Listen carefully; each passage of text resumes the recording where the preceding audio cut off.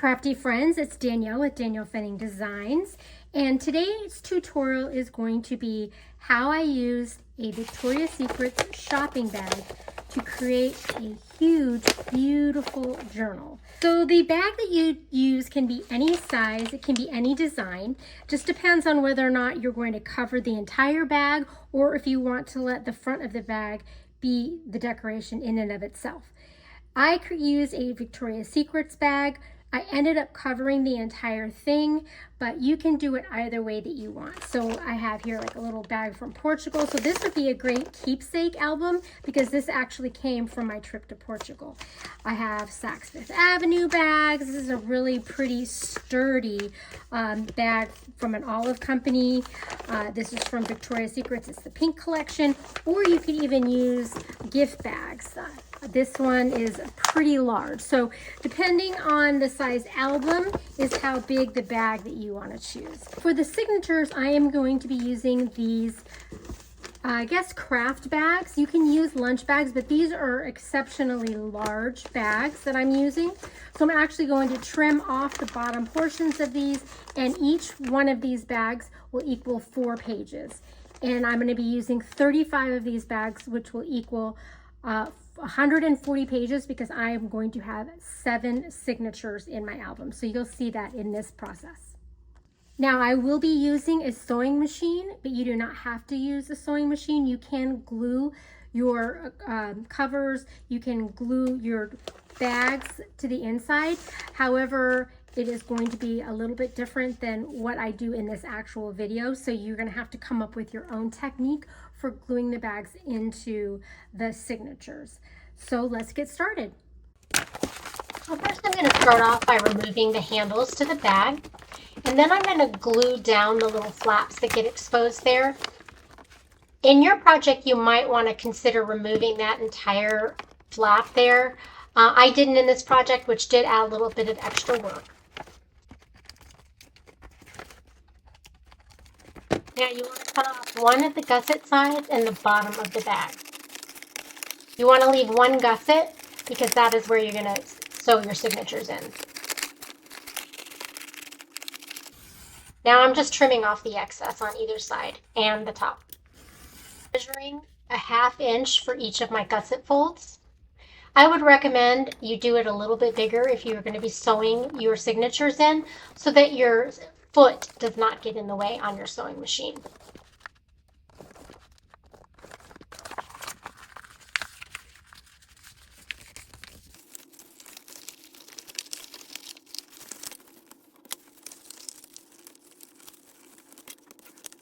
I started off with 5 gussets and then I added 2 more later on. One of the gussets was impeded by the fold where the bag was originally taped together. So you want to keep that in mind when you're choosing what size and where you put your gussets. You can see right here that extra material from where the bag was glued together.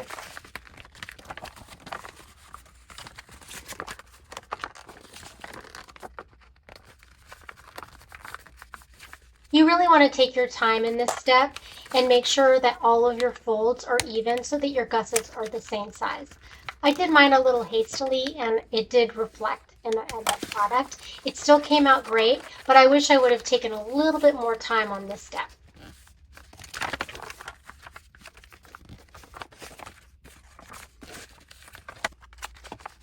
Here you can see me cutting off a little bit of that extra where the bag was glued together. Trimming off the top of the bag.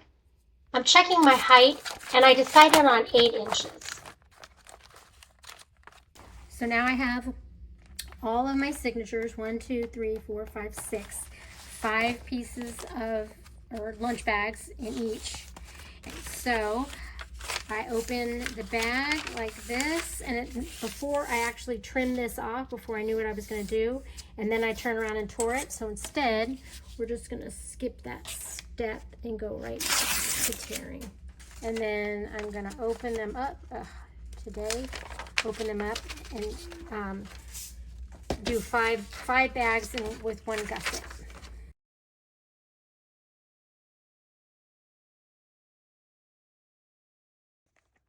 So now I'm sewing my first signature in. I want to push that foot all the way to the left up against that fold, and then I'm going to back stitch to secure each end. Once my signature is done, I'm going to use an X-Acto knife and my ruler to trim it off. So it will get harder and harder because when you're putting it through your sewing machine, these are a little bulky. So you are going to have to press down. You want to be gentle, but you want to be close enough when you're sewing that you hit the gusset. I had one where I didn't hit the gusset. So you have to kind of make sure that you keep the paper against there. Your foot is going to be completely 100% up against this, and you need to make sure it stays there. Otherwise, your stitch will be outside of the gusset. Kind of what I'm saying is right here, I don't know if I went if I went right to the edge of that. But as long as it is okay on this end and this end, I think you'll be okay if you missed a couple spots here. You're not actually going to see it, but you don't want your paper to come out. So you can go back over it again, but again, it's hard to get, with your sewing foot, it's really hard to get any further in off of this seam. So this is kind of an invention I just kind of sort of made up. So if it doesn't work, it doesn't work, I guess, right? And then I want to get right on the outside. We have 2 more signatures to go, 2 more gussets to go. So on the camera, 2 more gussets to go. And part of the reason why I did the tearing was because there's no way that these were going to line up perfectly with the sewing. And the tearing, it's fine. You don't notice if they're off when you sewed them in. What you can do to make this easier then my project here is to make these gussets a little bit deeper. If you make them deeper, and you may have fewer of them, then when you go to sew, you'll be able to get closer to that edge. But instead of doing, how many did I end up doing? 1, 2, 3, 4, 1, 2, 3, 4, 5, 6, 7 gussets. You could do maybe 6 or 5, and you can make them a little bit deeper, and then you will kind of eliminate that issue that I had on this one. All right, so we are on the last gusset, and you will see what I'm talking about. You have to get that really in there to make sure that you get, and I never have problems on either end. It's always towards the middle because you've got all this bulk in here. But so if you make your gusset a little bit bigger, you're going to be fine. And I am back stitching just to support my thing. And this machine is old and I just broke my needle. And the little trick here that I found is if you put the ruler where you want it and then you use your clip to hold it in place. And then unfortunately, if you're right-handed,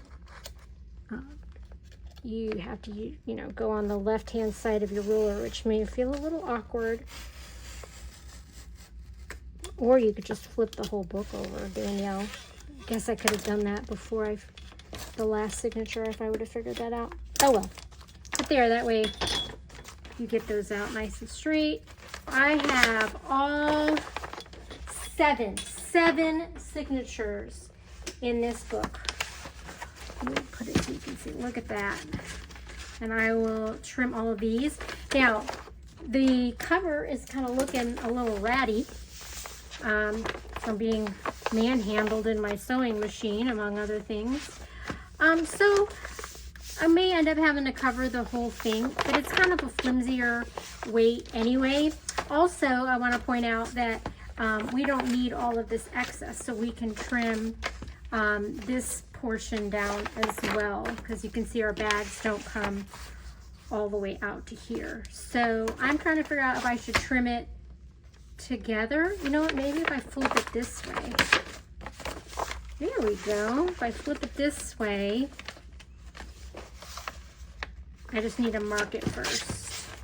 I'm figuring this out as we go, peeps. So let me mark it. So we'll do it right. I really regret not taking this off, but I was afraid that if I did, I would rip through the bag. I think this would work better if you had one of those glossy kind of bags. a glossier gift bag, I think they would rip off a little bit better. So what I think I'm going to do is I'm going to mat, put a piece of paper in here to kind of level these two out and then cover the whole thing. So I'll leave about 1/4 of an inch. Just make sure that these two are lined up with each other. There we go. All right, there we go. X-Acto knife, newish blade. All right, let's test that out. Oh wow, look at that. That's pretty darn cool. I've got a little bit, I mean, I probably could have done a little bit less on the cover, but you know, the height of this is gonna be determined by the size of your bags that I cut them to 8 inches. I could have probably did 8 1/4 and got a little bit closer to the edge, but that's fine. I'm not gonna sweat the small stuff. It'd be a little bit hard to trim that now though, because of all the gussets already being sewn in there. So I'm just gonna leave it the way it is, and let's see what we can do to decorate the rest of it. Let's cut it a little bit bigger, just in case. So not quite 7 1/2, 7 3/8. You know, an easier way to do this would be to just mark it with a pencil. A little bit bigger, a little bit bigger, and we'll trim it off. All right, so I got this piece glued down, and the reason why I'm doing this obviously doesn't look pretty. This is just to even this out, so when I put another cover over the top, there's not a defined bulge right there. So this is already giving some weight to this, and then whatever I add on the top of it is more for decoration. It's going to be really thick because I'm going to have to cover this and this. Some glue right in there.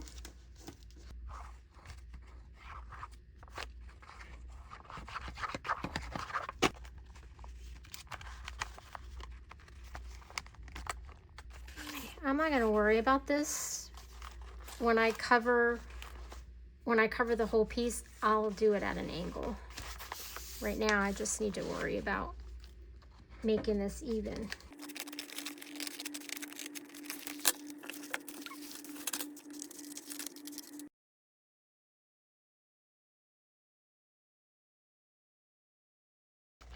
This is that one gusset that had double paper.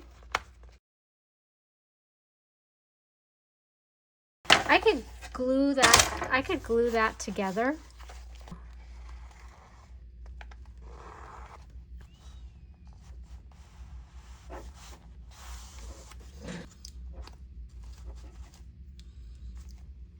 I think it's necessary to do it on any of the others, just on this one. 3, 4, 5, 6. All right, I don't know if it's finished drying, but look at that. Look at that. I really like it. I mean, they're not perfect. Some of them are bigger than others because I was being hasty, but for the most part, I think it turned out pretty cool. So if I want to leave these hinges exposed, then something pink and black should be coordinating with the front and the inside. I have my sewing machine out. Finally got my sewing machine out. I really want to sew like the edges. I probably should have done that before, don't you think? So I decided what I'm going to do is I'm going to use a 12 by 12 piece. I'm going to cut it to the same height as this, and then what I'm going to do is I'm going to score it, and I'm going to fold it around and create a pocket. And then I'm going to take a piece of coordinating paper and just cover this back portion like that, and then this will be a pocket on this side.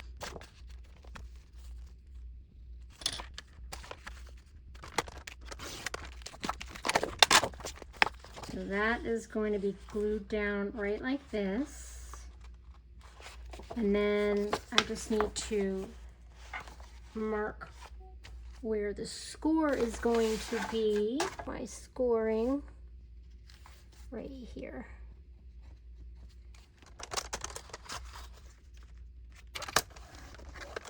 Go ahead and score this and make sure that this is correct. See if I like the size. I think what I'm going to do is I'm going to glue down my secondary piece of paper here as well. And then what I'm going to do is do a decorative stitch and pray that my sewing machine cooperates, because I haven't used it in years and she's being weird.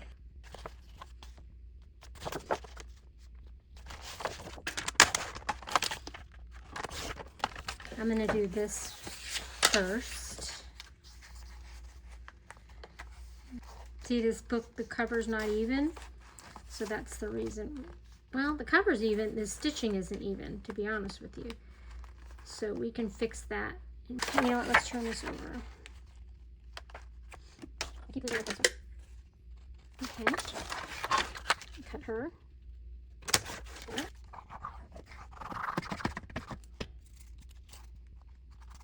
Shove it up in there. Line it up.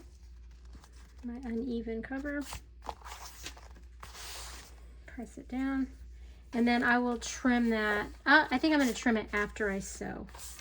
I don't need to trim it. That way it doesn't move or buckle or bunch or anything like that. So you can see a little bit this off on the front. Should I be up underneath there? See how that's not going to work.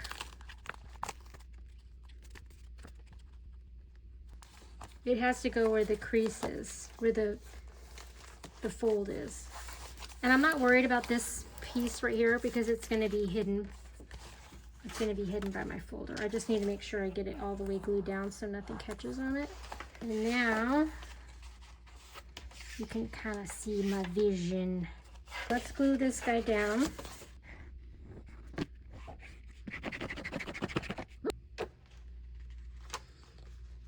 Just be cognizant that if you do use glue, and you need to make sure you let it dry before you take it to your sewing machine, because if you do not do that, you're gonna be getting glue in your sewing machine. So I can't go all the way to the end because of the foot, and because these are already sewn in, the signatures are already sewn in. So I'm just gonna go back as far as it'll let me go back.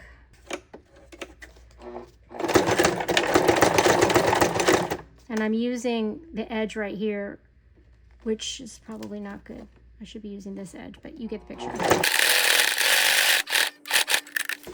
And then turn my book without ripping all of my pages I've worked so hard to put in there. Oy vey. Okay. I need one more stitch. One more stitch. Boom. All right. Now I'm lined up again. Okay.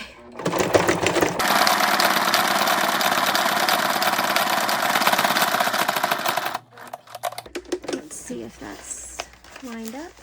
Nope, one more stitch. Boom. I wish I had black thread, but I don't. Oh well. Okay, this is going to be challenging. Oh my gosh, I did it. Good job. Good job. I don't know if black thread would have been better. You would have been able to see it better here, but then not here on this sheet. So it is what it is. You don't see it at all on this side. This is, probably should have sewed it on this side instead of this being the back of it, especially because my bobbin threads are looking kind of scary. Lesson learned. I should have flipped it to the other side. So when I do this one, I'll make sure that my bobbin thread is on the inside, not on the outside. So I might, I could flip the whole book. I could flip the whole book and make this the back. Oh. Yeah, I think I'm gonna do that. I think I'm gonna flip it over and use this as the back, because there's nothing in here that indicates that I have to use this as the front side. So, problem solved.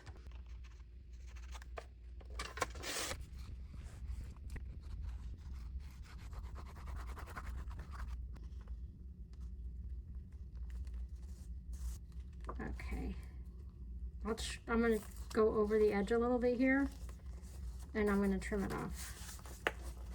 See, I'm going over the edge there. Line up, one side, if your thing is crooked, then you only have to cut off one. Does that make sense? I only have to trim this side. I don't have to trim both sides. And I didn't do my crease this time beforehand, my fold, because it was crooked and no bueno. So instead, like I said, if you did everything perfect and your bag was perfectly square, then you wouldn't have to worry about what I'm doing right now, because your paper would be a perfect square, or that mine is crooked. So all my measurements are off. So instead of measuring, I'm just tracing it to get it correct. All right, so that's gonna be my new cover, and I'm gonna sew this down. And this time when I sew, I'm gonna sew with this side up so that I get really pretty threads and my ugly threads are on the inside. But before I do that, I need to line it up here, hold it still, and mark like this. That seems to be working better for me. And it's a little fudged right there, but that's no big deal because that'll be the inside of the pocket. In fact, I don't want that to catch on anything, so I'll just trim that little piece off. And I glue him down. Before we sew, remember this is my cover now, and I'm going to do that little edge on the inside. You guys can actually see it on camera. That would be a brilliant idea. Instead of just listening to me talk, you can actually see what I'm doing. No. Sorry, sarcasm is my favorite language. Now, we don't want to go all the way in there like it did before, because see, when you fold, it's getting folded on that crease, so we don't want that. There we go. And again, you want to let your glue dry before you sew. I think I did before. I'm not sure if I waited long enough. And that's going to fold in, and we're going to stitch with the outside this time. So I'm going to put my thread on this side. There we go. I'm using the edge here with the edge of my zipper foot. I'm going as far back as I can with these gussets sewn. I can't go too far back. So let's put the needle down and cross all of your fingers and all of your toes. Thank you.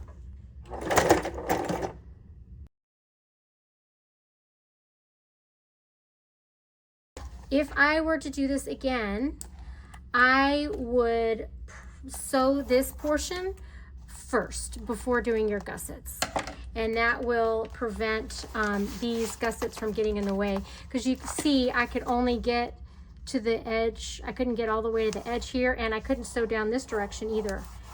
So if you do it before you put the gussets in, you could actually sew here, and you could get a little bit closer to the edge. Now I can't really use a metal ruler to get in there to cut this off, so I'm just gonna have to be very careful, take my time, so that I don't cut too much of it off or cut the actual signature. I did a little bit after I just said not to do that. See, I got a little tiny bit of the signature right there, but that's okay. Because I really think what I'm going to end up doing, because see how this looks great, but see how some of them are not the exact height. My folds aren't perfect and stuff. So if I were to cover this, I would do it with a piece of fabric, a piece of something that's flexible, because you want these to be able to open. The only thing that I have that would even remotely work are these fabric swatches. I'm not a sewer, so I don't really have a lot of fabric. I have a ribbon, but nothing that's going to be wide enough that's going to work for this. I could use this one and then add some lace. Isn't she pretty? Let's get rid of these. So if this was there like that, then we could edge it with this. Would that work? What do you think? It's got the gold and the black. Oh, that's pretty. All right, I'm doing it.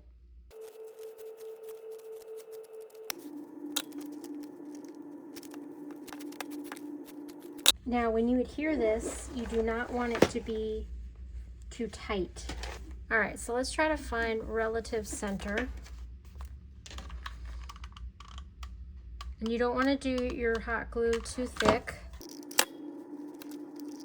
You don't want to do this really tight. You want to do it loose so you can open and close your book. You want to be able to add things on the inside.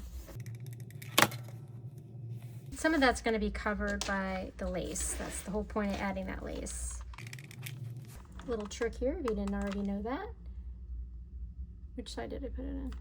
Here we go. All right, so you can see how it lets you open it, right? That way it is not too tight. You want to make sure that this is all down though. All right, so now we're just gonna, and I'm not gonna add hot glue anywhere here because you'll be able to see it, only down the middle. And you wanna make sure, because this is see-through, I wanna make sure that the edge of this lace covers the edge, the unfinished edge there. Just gonna do a tad just to get it started. There we go. I could do it on the paper, but then like I said, I'm worried about whether or not I get it too wide or not wide enough. So doing it on the ribbon itself, make sure that I get it all down. Let's trim this off. Oof. I could have cut this beforehand. That might have been easier, but I was afraid I'd cut it too short, and now it's all jaggedy.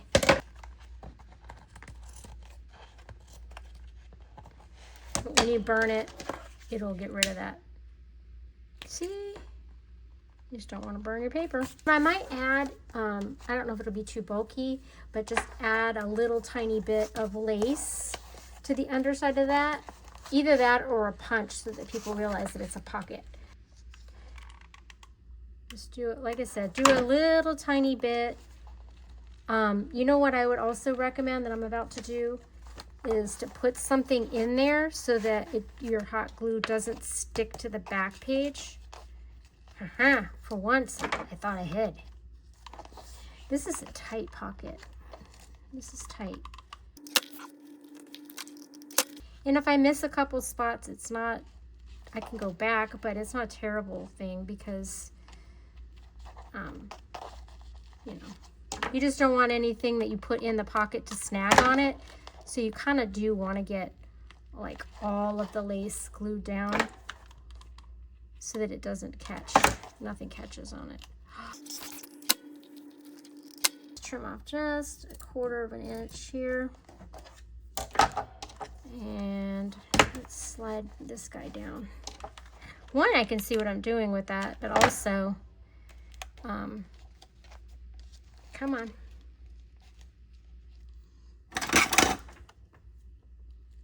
Little bead reamer. But also because it's plastic, you can pry it off there if it does stick, unlike paper, which will tear. Let's trim. Let's trim a little smidge off there so when the thing is closed, you don't see it. All right, so now we're gonna do our lace on the other side. Make sure this guy is even. And this time I'm actually going to cut him beforehand.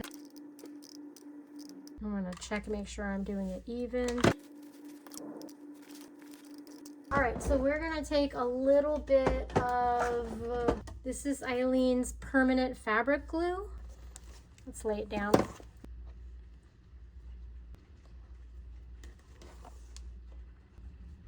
Okay, so now I need to add lace to the other side.